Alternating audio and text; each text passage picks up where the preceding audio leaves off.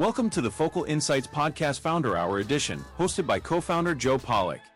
Joe has been in the e-commerce industry for over 25 years. He grew and bootstrapped his own startup to a successful exit.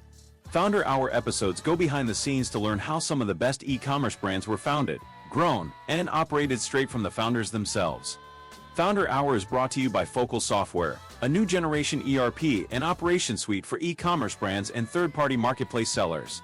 Focal was built with SMB brands and marketplace sellers in mind to help them grow profitably. Now let's welcome our host, Joe Pollock.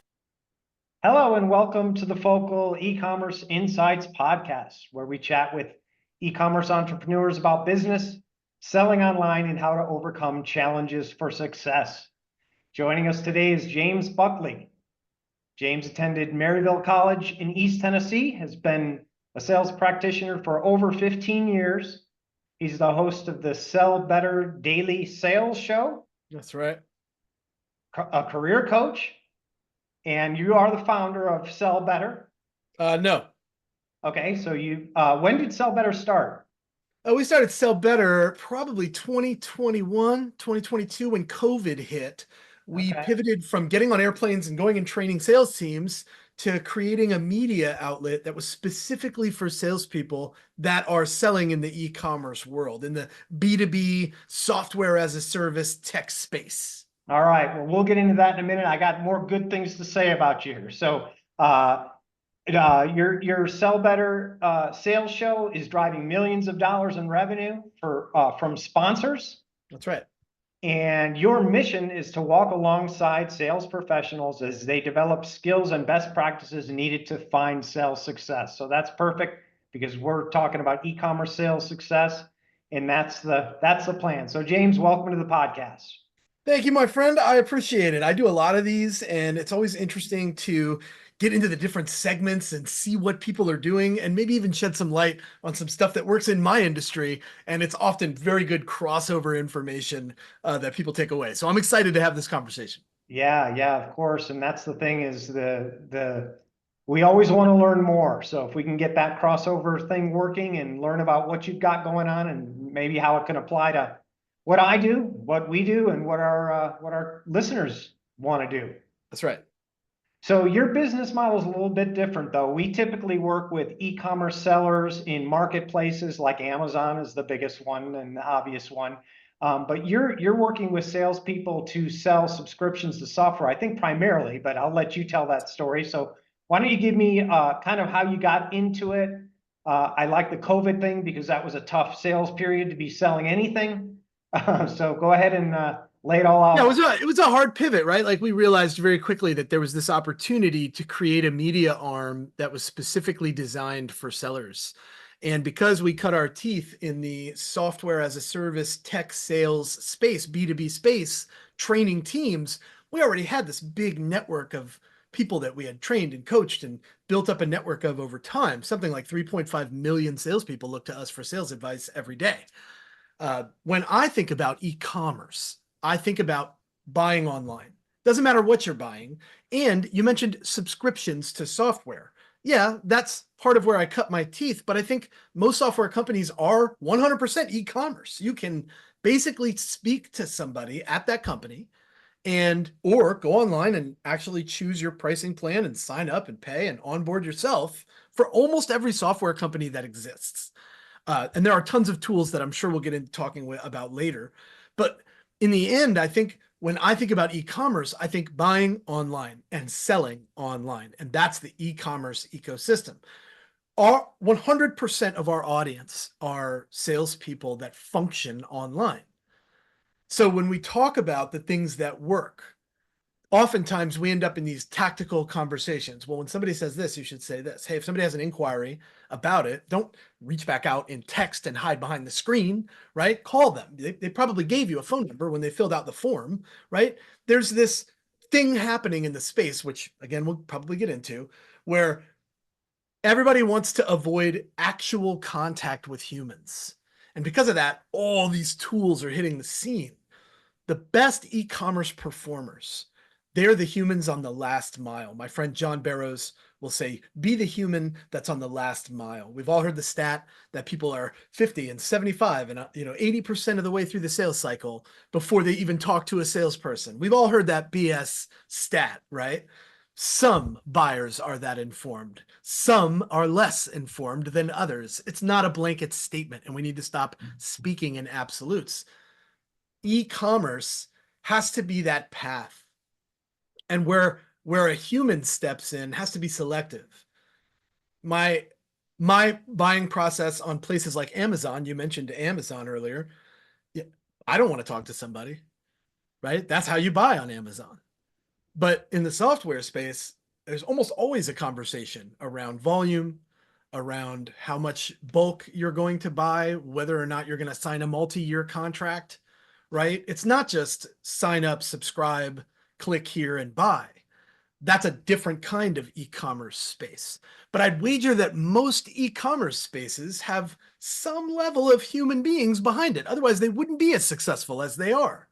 So there has to be that element. Anyway, I could probably go on for days about this. Yeah. This is where my entire career is going. Yeah, well, there is a lot there. I think that one thing that you touched on that I'd love to get your thoughts on are when you talk about sales generally, you've got to establish trust, you've got to make a connection. So as we move toward less and less interaction, and Amazon's a great example of something where people don't want or need that because they just want to order something quickly and get it quickly. But it's a very low investment typically in what they're buying. It's not a big purchase. It's not a commitment to a contract or something like that. So how do you feel like people are adopting or maybe missing that human connection, building that rapport, building that trust?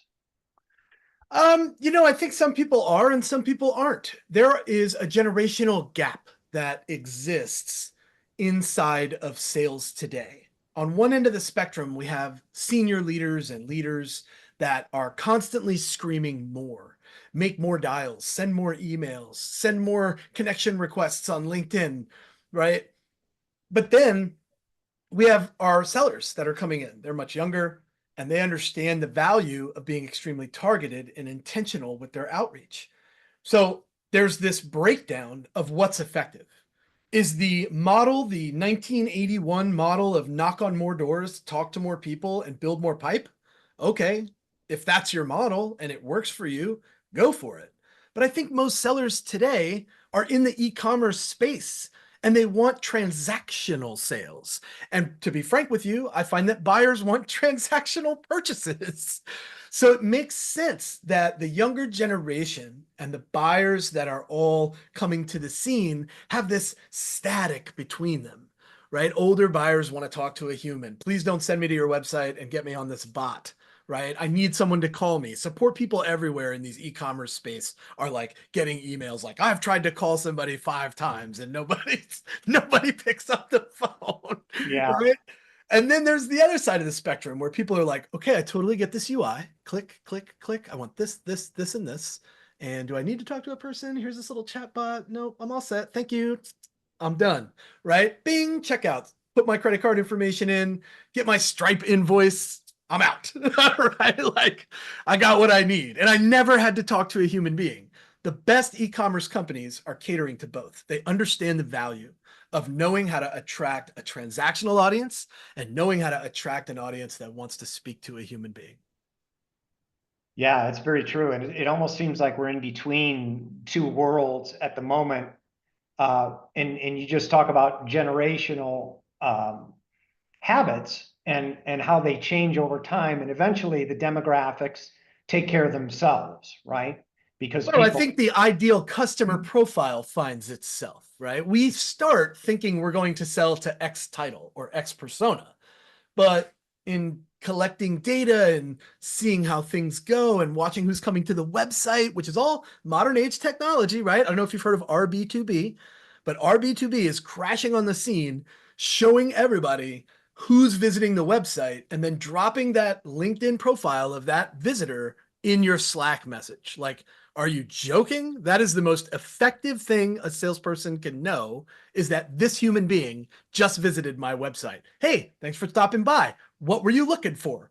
That is the human at the last mile of that e-commerce flow. But if you're not adopting technology like this, people are visiting your website left and right, and you have no idea who they are. You're just hoping that maybe one of them fills out a form or downloads a white paper. And these are things of the past. This is stuff that was being done in 2015 that are still being done, but they're far less effective than what the modern age demands. Yeah, yeah, and there's still always going to be some kind of that connection needed, even with all the technology you can possibly have, especially I think as the ticket price gets higher and higher. I don't know. I feel like the ticket price being high might just be the reason to talk to a human. And I'd be okay with that as a business owner that has an e-commerce product-led growth motion. Like, totally fine. I sell these bricks. Amazing. You sell bricks, but I need like 4,000 bricks. Well, let's see what we can do for you. Let me put you in touch with Sasha. She is going to get on the phone with you and get you the best possible deal. That's different than Amazon. Bricks. Number of bricks needed, 4,000. Click, checkout, buy.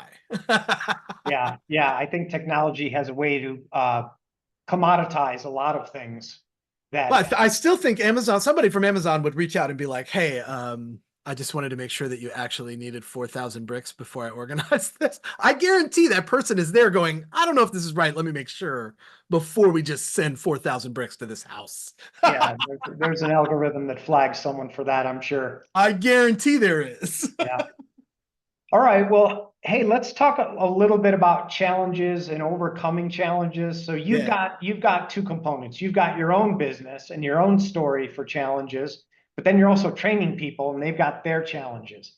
So you can take that any way you want. Usually we talk about technology to solve these problems. It doesn't always have to be. We just covered that there's a human element and trust and a rapport that you want to build with your clients.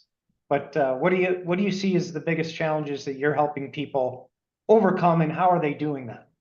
I think the biggest challenge is specifically for the e-commerce industry is going from that online engagement to that personal live engagement. And I think the reason why this is a challenge is because for I don't know, let's say 30 years now, technology has just been growing in the business world at such a rate that we've relied on it for far too long to be a part of the communication that once took place right here in this box together on the phone or in person, right? And now there's this fear that people have of talking to strangers. And if you think about it, you completely understand why this is a problem. We are taught as young people to not talk to strangers. And whatever happens, if somebody offers you candy from a car that you don't know, don't get in the car. Never get in somebody's car. When you become a sales professional and you dedicate years of your life to it, the job is literally to talk to strangers and get in the van for the candy and the puppies. Yeah. This is almost impossible to avoid. In the e-commerce world, oftentimes they're going to run into that 50-year-old, 45-year-old that's fine shopping online from their smartphone. But eventually they're frustrated with the system because they don't know it. It doesn't come natural to them. That's a huge demographic that e-commerce companies are missing because they don't have humans that are capable of reaching out to these individuals and saying, saw you abandon that form. And usually when I see that, it means that there was a problem with the buying process. How can I help you? Yeah, or sometimes you get people that are almost unwilling to just pick up the phone. That's a Strangely. different problem. That's a different problem. And that's a cold calling problem. Yeah. Nobody is excited to pick up a cold call now. Yeah. And there is, for every piece of technology like Connect and Sell or Dial Source or Ringba or Phone Burner, for every single technology that aids salespeople in dialing more phone numbers, there are just as many technologies being built to help people avoid those callers. Yeah, very true. And that in itself is a problem. Tired of cold calls? Just click this little button right here on your iPhone that says silence unknown callers. Boom, problem solved. Yeah. Yeah. Yeah.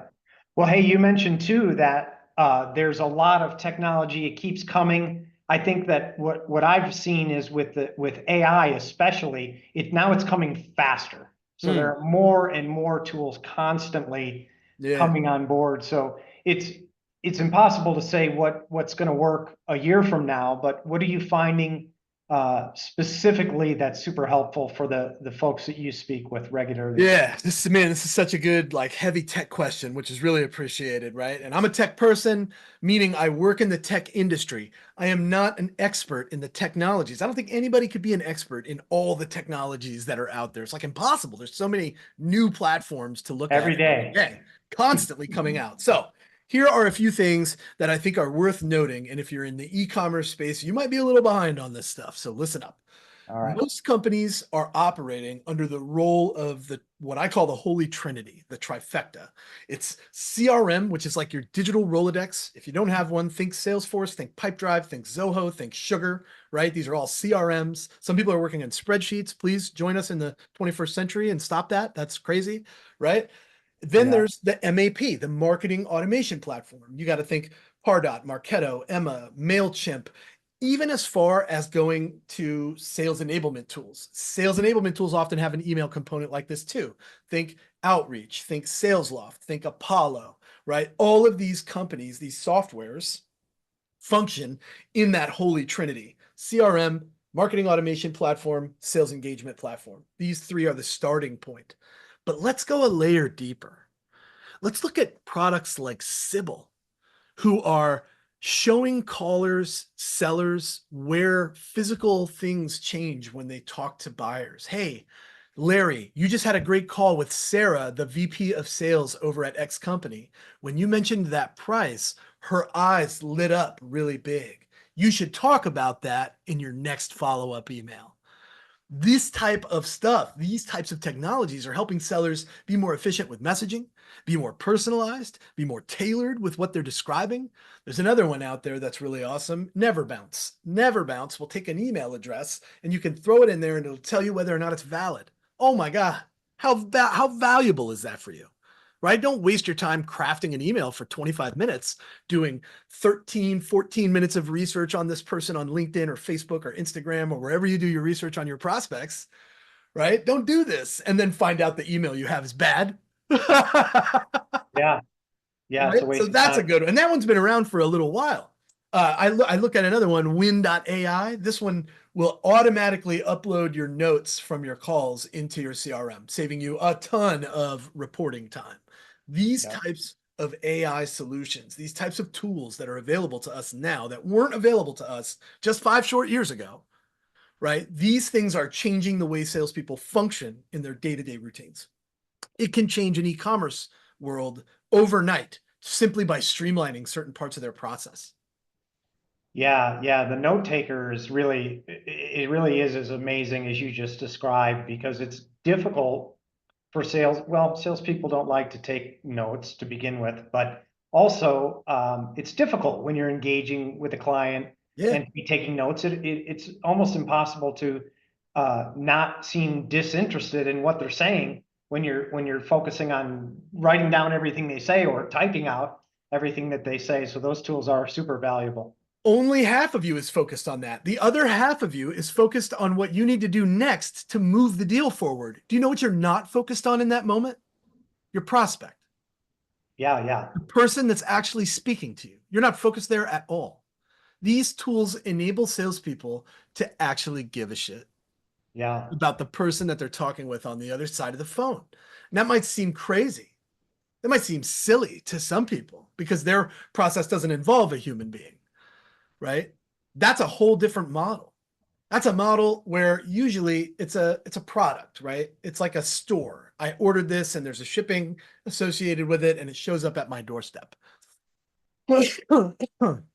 My opinion is that even in those situations, there are opportunities for human beings to step in and say, hey, I noticed you ordered this case of Windex, and this is the second time that you've ordered this case of Windex. I'm just calling because we shipped you that Windex multiple times, and I'm wondering if we could find a better way to manage your shipping and your ordering process. Do you have time to talk about setting up an account with us that's a little more efficient for you? Right? That's extremely detailed, very focused, and you're calling about something that you've seen a pattern in their buying. E-commerce platforms, please listen. This is what needs to happen if you want to take that 2 cases of Windex and turn it into 100 over the next year. Yeah, very targeted approach to a specific example. One thing too to touch on the when you talked about the I assuming you were talking about some kind of facial expression recognition. Sybil, yeah, this is new stuff, really amazing. Yeah, and if you think about it, because we talked about COVID earlier, because that really did change a lot of everything a few years ago, but it changed this kind of interaction. We're using Zoom, and prior to that, almost all salespeople, myself included, used a telephone. We didn't have these kind of face-to-face to where you can interact more, and you could take notes when you had a headset on. That's right. You could. I'm a cold caller, man. I still dial phone numbers. I'm not afraid to pick up a phone and dial somebody's phone number. Turns out these things actually make us money. Who knew? Yeah. Yeah, they work, but I think more and more people expect that face-to-face. So that tool that you mentioned, I don't mean for the initial part of a sales process or qualifying or pre-qualifying potential customers. I don't know. I think we're talking about 2 different things, right? Again, let's go back and let's set that foundation, right? We're talking about 2 different models. On one model, there's an e-commerce platform that's designed to have no contact, right? It's a product that's being shipped. But on the other side, there's a model that consists of basically 2 different salespeople. One of them sits at the front of the sales cycle. They're cold calling, they're cold emailing, they're cold DMing in social platforms. But the other side sits at the end of a marketing cycle.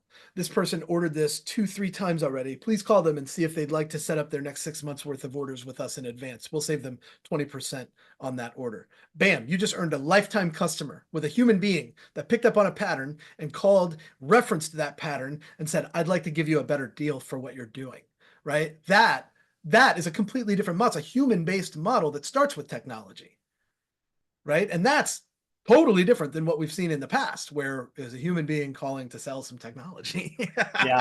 Yeah, very true. Okay, well, I think my next topic, we've crossed over a number of things on this, but just talking about the future, and specifically for e-commerce, I mentioned these numbers because they're really huge.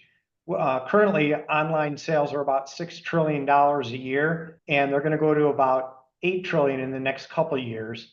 It's currently, I think, over 20% of everything purchased is online. And so if you think about that, I don't see anything to stop that trend really, because it's just largely around convenience. But besides the technologies that we talked about, what do you feel like the future is, either specific things that would be helpful or just in general, your thoughts on where do we go from here?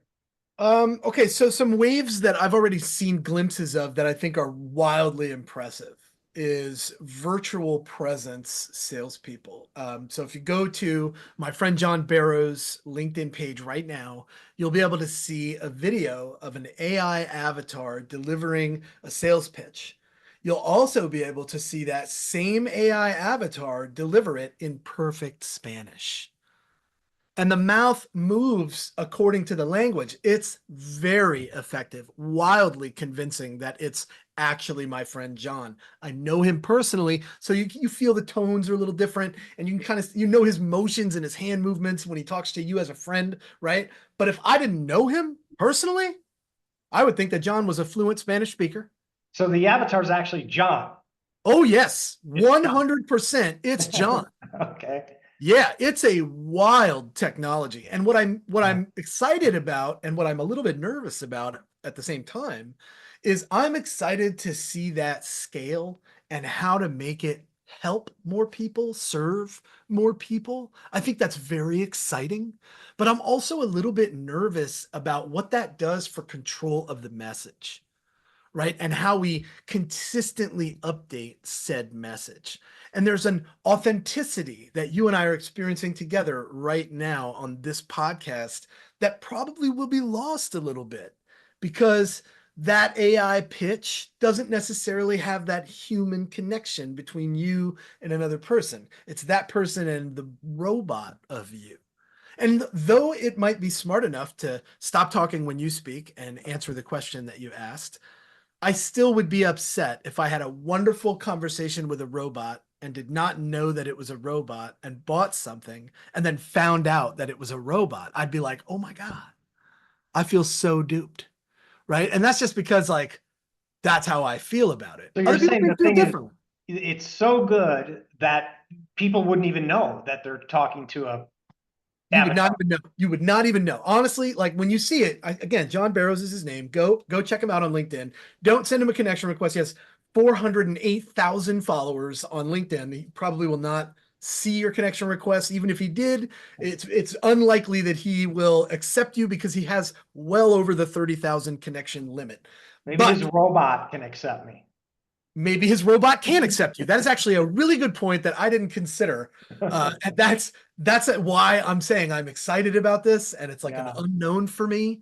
But I really like where it's headed if it's used properly. I keep making this reference that like somewhere John Connor from Terminator is like looking back at us going, no, didn't you see the movies? You know? Yeah, yeah. 25 years ago, it was all right there. 25, wish it was 25. I think Well, that movie came out in like 81 or 82. I think I was just born when the first one came out. the original, yeah, Yeah, yeah. yeah. Okay, well, that brings up another topic too, and because I have my feelings on this as far as sales goes, that a lot of this AI and the things that you just described, the fear from a lot of people, or the prediction is that many people won't have jobs, and I think we can see that in many cases where it's very straightforward. Yeah, a But lot of fear around that. I think in sales though, because there's always that trust and that rapport that you need to build. Not so much in straight up e-commerce, but I do think that salespeople will always have jobs, and AI is not going to replace them, but who knows what the future has. So what do you think? I have some opinions here. Okay. My opinion is such that some salespeople will likely be replaced, but you'll find that the people that are irreplaceable, if there is such a thing, and I don't think that there is, those people have learned to harness this power to benefit them as sellers. That's the real win here. I just wrote about this today. And here's the problem is that AI has hit the scene so hard, so fast that many sellers, whether they're veteran sellers using AI for the very first time or new sellers believing that this is easy because I can use AI, right? Totally fine. I'll just use ChatGPT. It'll write it for me. That's the problem, right? It's not supposed to do the job for you. It's supposed to be complementary to the job that you do.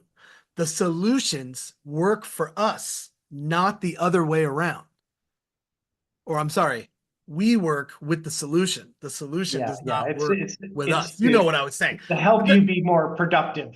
That's what it's Simply. supposed to do. But we get confused and we're like, oh, my company just gave me this great subscription, this great login for this awesome tool that writes emails for me. You know what? I'm going to put all my prospects into this canned thing that I think is good, but I don't know because I've never done this before. And I'm going to let it write 800 emails to my prospects and we're going to see what happens. Well, I'll tell you what will happen. Most of those emails will bounce because you did not account for the data decay problem that every salesperson deals with. You will hurt your domain more than you will help your pipeline. And a lot of people will be able to smell that automation from a mile away because you're new to this. And they will respond and they'll say unsubscribe. And that's the response. And then you'll go to your dashboard in whatever system you're using and you'll be like, I had a 10% response rate. Well, that's really good. Yeah, well, 10% out of those 10%, 9% were unsubscribed responses. So those aren't really responses, are they? Not really. This is like the wake-up call that everybody needs. Oh, shit. I'm supposed to use this to my advantage, not try to get it to do the job for me. Right. And that's in 2015, when cadences and sequences were all the rage. This was probably one of the biggest problems that companies had for deliverability. The people were sending thousands of emails from their domain and their domains were just being tarnished left and right. They found out later that like only 10% of the thousands of emails being sent every day were actually landing in the inbox. Think about how that might be impacting e-commerce with the massive lists that they accumulate. Oh yeah, yeah. You've got to have valid lists, and you've got to have tools to make sure that the volume of emails is within some acceptable That's right. limits that don't trigger every filter that Google ever created, which is You got it. How sophisticated long you been stuff. selling? How long have you been selling, 30 Joe? years. No, no, no. I mean like 30 years, you said? Yeah, Yeah, 30 years. You know that because of your 30 years in the game.